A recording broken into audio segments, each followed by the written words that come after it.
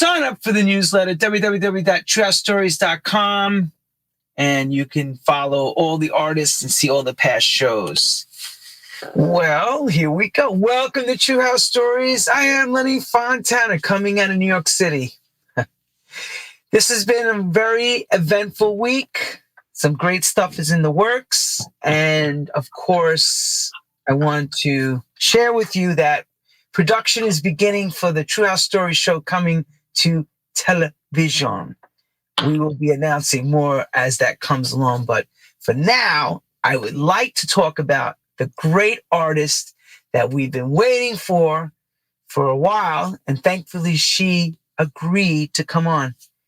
I want to all tell you, this is true when we say monarchy of dance music and monarchy of our artists and stuff in the music industry. She's been coined the first female vocalist of house music. Okay? So that in itself is an amazing accomplishment to have. And of course, she's going to take us down memory lane and bring us up to where she is today. We'd like to introduce to True House Stories to the stage, Miss Kym Mazelle. Good afternoon or good evening. Good morning. How are you, Mr. Lenny Fontana? Thank you. And I am comfortably air-conditioned but hot in New York, and I know it's hot in the UK. You're dying, right? It's really warm here today in the UK, and I was like, I didn't want to turn the fan on because the noise, and then I didn't want to open the window in case the noise, and now I'm boiling, but I'm glowing, darling. I'm glowing. Glowing. Look at her. She's naturally glowing with the halo behind her. Look at that. Halo, yes. Kym, before I even start asking questions, we all ask every artist because everyone has been dealing with this differently, and everyone has their own thought process or say day-to-day life that they're dealing with COVID. How you been handling COVID? Because it's been a long haul, 18 months, right? Yeah, it's been a very, very long haul. And I just arrived back to start a tour, the beginning of it in the UK. And it was like slim and none. The chances of us doing that first show at the Hideaway was like March the 15th, 16th. So it kept itching and edging and edging. Maybe, maybe not. And then the day before my first show, March the 20th, the prime minister said, nope, everything's closed. Go back in your house and never come out. So it was like, okay, so we just thought it'd be a couple of weeks and, and then you do your shows the next month or the next month. And then it just kept going on. And slowly everything just started to fall like dominoes, like all of the shows, all of the concerts. And you're just like locked inside.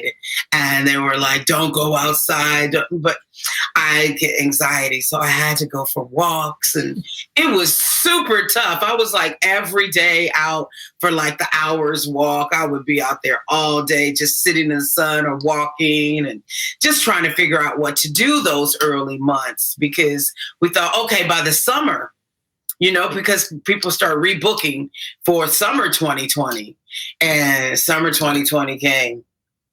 And it was still no rebooking, no joy. And, it was really tough. It was really tough. There was upsides and downsides. Obviously, it felt like the atmosphere got clearer and cleaner. The roads were cleaner. The birds were flying through my part of town because I live not far from a motorway.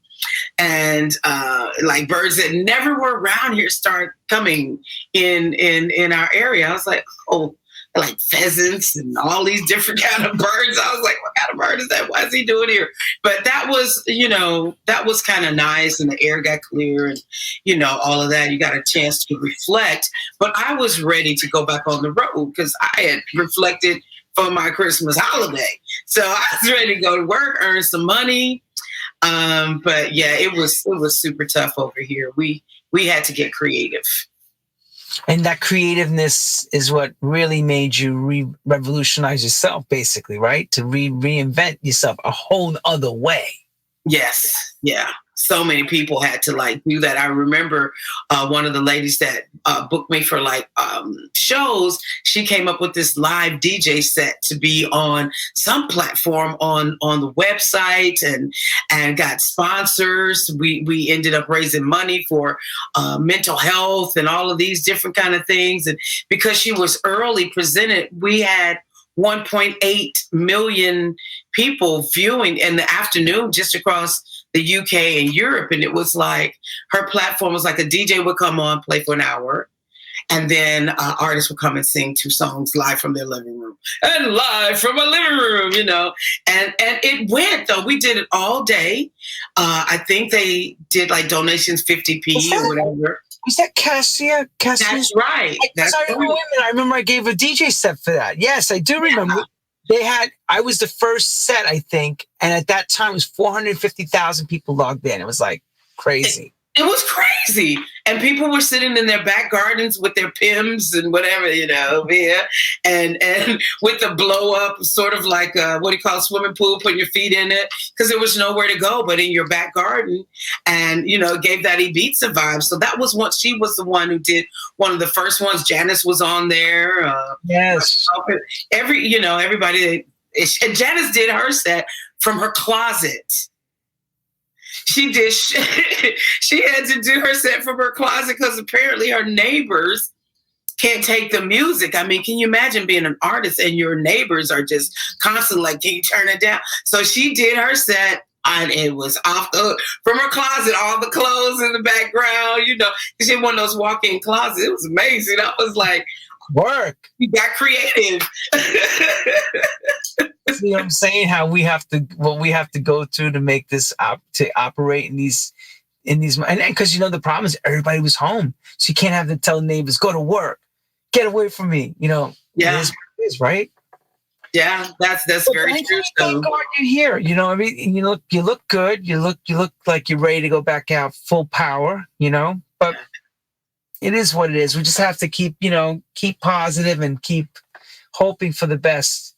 And it seems like, if I heard correctly, almost 70% of the UK is vaccinated already. Some crazy number like this. Pretty high. Well, it probably is because, it's easy for us to be 100%. People don't realize that the UK is only as big as Texas. So you're basically dealing with a state. You know what I mean? It's like the size of a state. And if you look at that, it's like if you keep telling one state to hurry up and get it done, then your numbers are going to be, you know, really, really high, you know. But we kind of forget that because we figure we play in all these different cities in the UK, and you think it's like the United States. You forget that it's not that big. It's really not. You can actually fit it in Texas. And yes. Literally, I mean, I found that out. I was like, really? And I still can't get my head around it. It's some kind of a Jedi mind trick. I'm like, really? Yeah. So, you know, you're focusing in one area. And then, you know, of course we've had a lot of protests and rallies against being forced to have that done, and people trying to make you have passports to get to concerts, you know, like a vaccine passport or this and that. So we've had like millions of people turn up in Trafalgar Square or in the West End in London and just say, no, you can't really rule us that way. And the clubs were closed, and they closed us twice or 3 times. So a lot of people came out to protest because they couldn't even go to a club to listen to a live band. There was no live music. And it was our industry up until maybe 3 weeks ago that continually just kept having to be locked down, even though the football stadium was full of 60,000 people, 90,000 people for football. Which I couldn't understand that, because they had everybody home, but yet the football games were completely full. I'm like, that doesn't make sense, but we know why. It's all about money. It's all about money. And then all the leaders over here are flying everywhere they want to go and telling you can't go anywhere. And none of them have to be vaccinated or whatever, or quarantine when they come back. And it's just, you know, it's 2 standards. So what's good for the goose is not allowed for the gander. It's not always good for the gander. So, you know, you just have to live your life and be as safe as you can. Let other respect other people's wishes and how they feel about what they want to do with their bodies. I just have to look at it that way and stay safe for myself and protect myself and take my silver collodion spray and spray my mic like I've been doing for 30 years.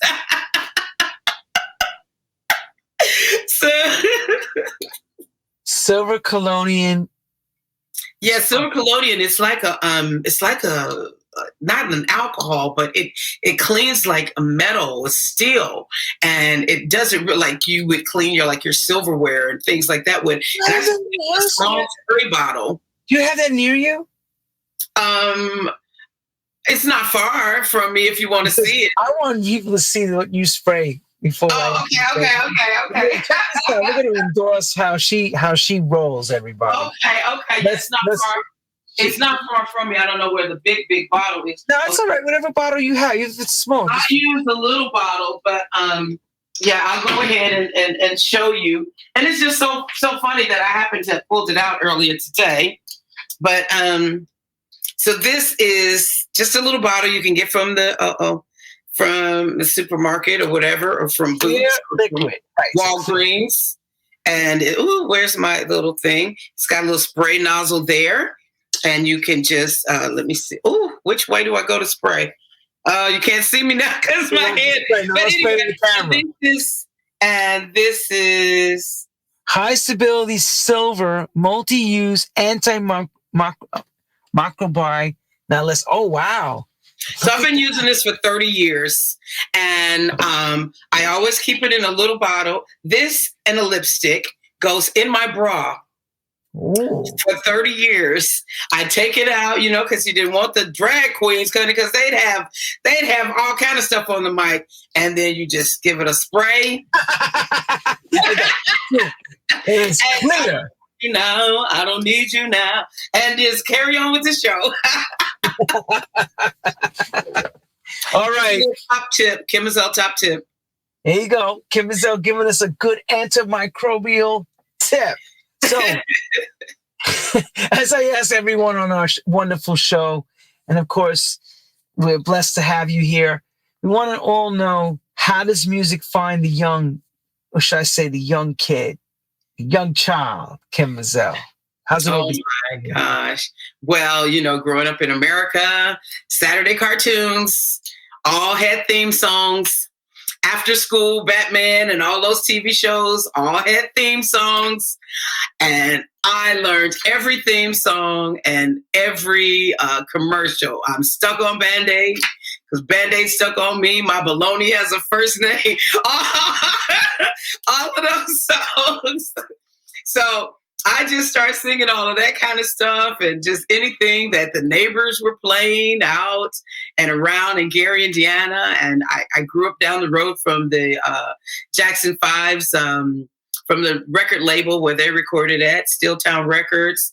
So a lot of that was going on. Oh my gosh. So yeah, singing at school, singing, just humming. Everybody thinks that if you're Black, you went to church and you grew up singing in the church. I did not. I did go later and listen, but we had one of those little bitty churches that I went to where the little old ladies had the little wobbly voices, and I was like, no, that's not the voice. So I listened to Aretha Franklin, Gladys Knight, all of those people, Denise LaSalle, because I kind of liked it a little. I don't know. I just picked up on that other energy, Coco Taylor, some of the blues singers and people like that. So, yeah. So that's what I was doing. So you didn't go into the church like Donna Gaines, who became Donna Summer, and had church training. You basically had Channel 7. I had Channel 7 ABC training, and So wait. So function is your junction. Yeah, what's your junction? Looking at words and clauses and phrases. Oh, come on and zoom, I zoom. See? See, everybody, we all grew up with that. That's fucking. People don't even know. They don't even know what that means. They're like, what that music is those TV shows for children, but they had musical connotation to the whole show. So we were stuck listening and watching these shows. So I'm going to guess now because also for those around the world, Indiana is right next to Illinois. Right next to Chicago, yeah. Right, so she can be within Chicago, in that city, within 30 minutes. Absolutely, 30 minutes 30 or less. minutes. So Indiana doesn't sound like we have to take a flight to get to Chicago. She lived in Indiana in the sticks. Well, I don't really know if the sticks or not. That was the sticks. People used to call me country when I come to Chicago. They just be country like, girl. She's a country girl. Leave me alone. So anyway, being a country girl, she can leave the hay and be in the car and in the city, right in the middle with Frankie and Ron Hardy, and all of them were doing their thing in the 70s. Yeah, I can leave Green Acres. Dun, dun, dun, dun, dun. There goes another song. Dun, dun, dun, dun. This is a place for me. Right. See all these shows? They all had those big opening songs. So you were actually mimicking the songs. Oh, and they stick in your head all week long, these songs, right? All of them. Even to now, we're still remembering those songs. So radio, were you listening to radio too at that time? Oh my gosh, I was listening to WLS radio, and I listened to our local radio, the Ragman. So he was in Gary, Indiana. He played like everything, blues, the Jacksons, all Motown, Millie Jackson, Richard Pryor live albums. I mean, he played everything. Wow, you saw my face, everybody. Richard Pryor live album is so bad. I mean, it's so dirty. Dirty. Oh my God. Yeah, so it was just like, sometimes he played a little snippet of that, and then listening to WLS, you had all the rock and roll. So at the same time, you grow up like listening to Led Zeppelin, you grow up listening to Pink Floyd, Dark Side of the Moon, you grow up listening to Helen Reddy, Angie Baby, you grow up listening to Heart. That group Heart, He's a Magic Man, Mama. All of these different kind of songs. You grew up with Dolly Parton, Willie Nelson, Crosby, Stills, Nash and Young, the Isley Brothers, the Temptations, everybody, an amalgamation of things that, I listened to. The Blind Boys from Mississippi. They were on like the Jubilee Showcase, which was the Sunday gospel show before Bobby Jones. So all of that kind of stuff you listen to on a Sunday, because Miss Rose next door would turn on Jubilee Showcase in the morning and open her doors and windows, and it just blessed the block. And you'd be like listening to all of that, and the Caravans, and just everything. So paint the picture of your neighborhood. I'm going to guess you're in a suburban style neighborhood and houses and stuff, not apartment buildings, right? Yeah, houses, backyards, mama growing tomatoes in the backyard, and green tomatoes and okra in the backyard growing. Mr. Johnson next door growing weed. Don't you go near that, girl. No, my mama used to pull it because it was like like messing up her tomatoes. She's like, I don't know what all these weeds are. She pulled it and throw it away. And that's some serious stock right there, don't they? Yeah, well, we didn't know. This is messing up my patch. Later on, we find out that was like. Wait a minute. Wait. You must have been like, that's what that was? That's what happened, right? You like.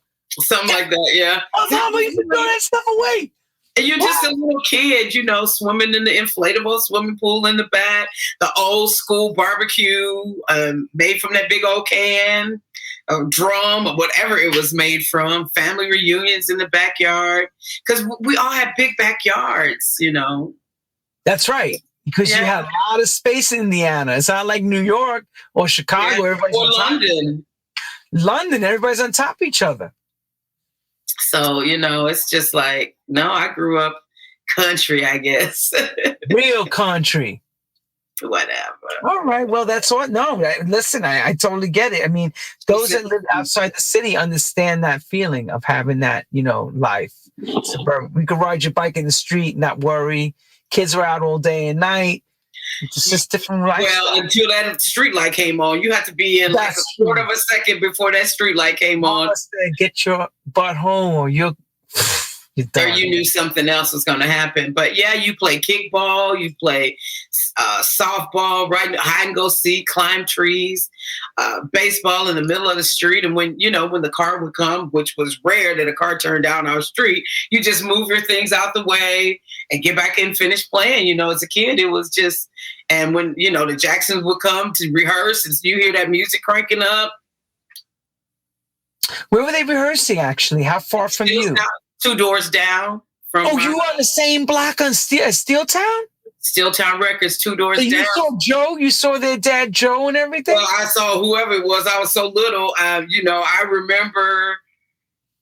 I had to like go back to remember who some of the early people were, because even after the Jacksons left, it stayed a record label, rehearsal studio. The Ripples and the Waves were there next, and then another group, and it was always live music and rehearsals going on there. So we played baseball in the middle of the street to live music. And didn't pay it no mind. It's just like somebody, it's like basically having a block party and a band playing. And it's just like, okay, let's do what we do. That, and then you start doing a little dance, get your hula hoop on. It was like, it was just amazing. Were you able to, all of you, go and look through the window and see them? All of us. So was that a moment for you? See, there's always moments that are those, what I call the gleam second. Like you go, ching, that says, oh, wow, I love to do this. Like a dream, like you didn't even realize what you're watching, but somehow it leads you to this path. Is that possible? I'm so sure that it did, because it was just really, really amazing hearing the live music coming out of there and watching, Michael, this little boy, and then the talent shows, and then winning the talent shows, and hearing them on the local radio, and hearing about them going to play in Chicago at some theater where they were only little kids. Were like, what? And I mean, they were so precision, their steps, the music, the songs. I remember when Big Boy came out, and Michael the Lover, I still have my copy of Big Boy and Michael the Lover. And I remember when those songs came out, I remember as a little kid, in my mind, what I thought was, the little boy went from there into the TV where I'm Stuck on Band-Aid is. So that was my thought. That's what I wanted to understand. I could do that. That did it. I'll never forget, he was on Ed Sullivan Show or something like that early. Because you actually saw him on the street, and let's bring on the Jackson 5, and the Ed Sullivan. And you have to understand, everybody watched Ed Sullivan. Everybody. I don't care who you are. You watched Ed Sullivan. Tonight we're going to have a really big shoe.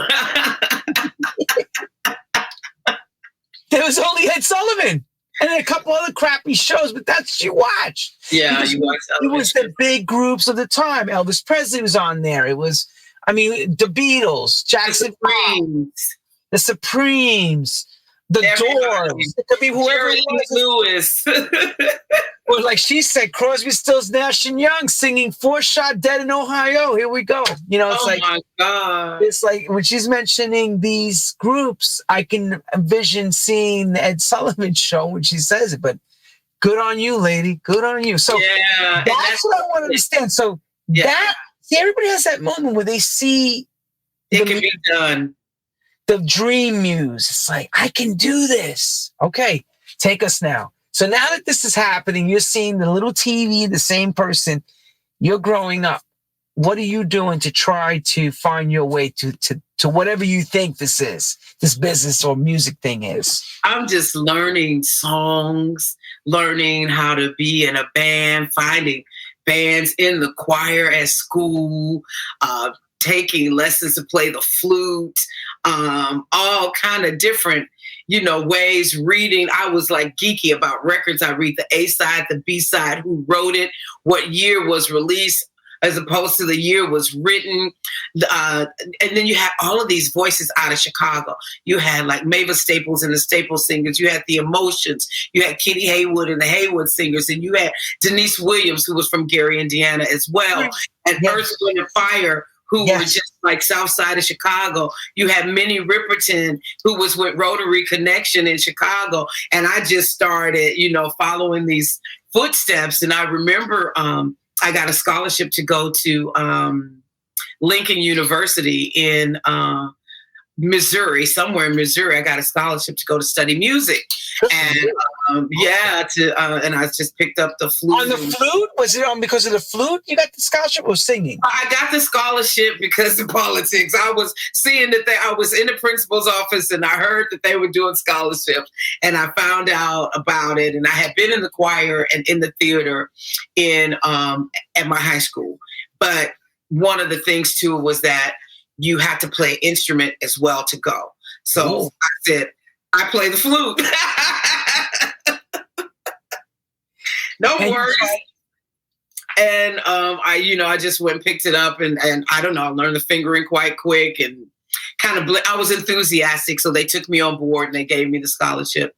And I went out there and played in the band and just started learning music theory, how to read music, how to compose music, that kind of thing. Because I'm just hungry. What is it? How do you do this thing? And one of the other things that I was really, really intent to learning was the industry.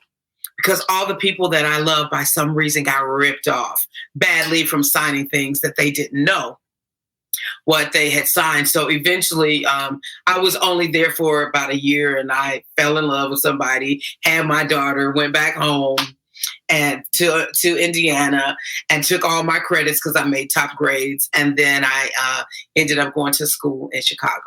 I went to an all-women's Catholic college in Chicago, took my daughter with me, and that's where I started studying music theory, found out about Columbia College, which was doing scholarships on entertainment media management, where you had to learn entertainment law and you had to learn how to promote concerts. Oh, that's good. Okay. So you had to do all of that. You had to learn how to put together a recording session. And then they had internships on the boards everywhere. I would find out and go to intern everywhere. I interned at DJ International Records. That's where I met Rocky Jones. Oh, okay. I interned at Jam Productions. That's where I met Pete. I can't remember his last name. I interned at the Park West. I interned everywhere. I just went and I interned with Linda Mintz. She was like one of the top female attorneys in Chicago. And I was like 22 years old. But I was just like going for it. A Screaming Rachel. I interned for Screaming Rachel at her club in Chicago. There was no ceiling. I'll never forget that. And it was just cats walking everywhere. It was a hot mess. But anyway, this is like the mid-age. I interned for Steve Dahl. Oh, wow. That's right. Yeah. Which was basically taking crap from whatever, but listening, learning, keeping your mouth shut, your eyes open, pouring tea, being available. And all of those people saw that I was trying to, kind of find my way. And I never said I wanted to sing yet. I was just I was like a sponge, just because I thought, well, I could maybe promote concerts or manage people. I didn't really know. Because it looked intense to be like the artist all out there by yourself. It looked scary. It was like, yeah, it's a big thing. If you've never done stage work and acting and all, it's a big transition. Yeah. So it just like the professional side of it. When I started looking like when I was like working at the Park West, and like I remember when Bonnie Raitt turned up to do her sound check, and it was a certain stature that people had and a confidence, and I was like, I don't know if I got all of that, but I think I can. And I would watch them, arrive, and I'd watch the audience, and I'd see them like sort of like on their own. One thing you see different things later on, but like in hindsight, I remembered all of them were on their own in the dressing room all the time, waiting for somebody to bring something to them, like some food or this and that. And I thought, oh, you got to depend on a lot of people. You've got to trust a lot of people to deliver for you. What if they don't? And we already know the stories of so many people that they didn't. Most of the industry, people dependent on people that didn't really live up to what you thought they were going to do. And Lord, we know that list is so damn long. That list is longer than the good list. That's called the naughty bad list. So, some water. 1 second. I want to just say a couple of things and give some endorsement to have some water because it's pretty hot out there in the UK. Thank you. Friday hooky party. Call work and tell them you ain't going because Curly is celebrating her birthday and we're doing it downtown in the Lower East Side. Don't miss the rest of this wonderful interview. Search for part 2 on the internet and listen to the rest of the story.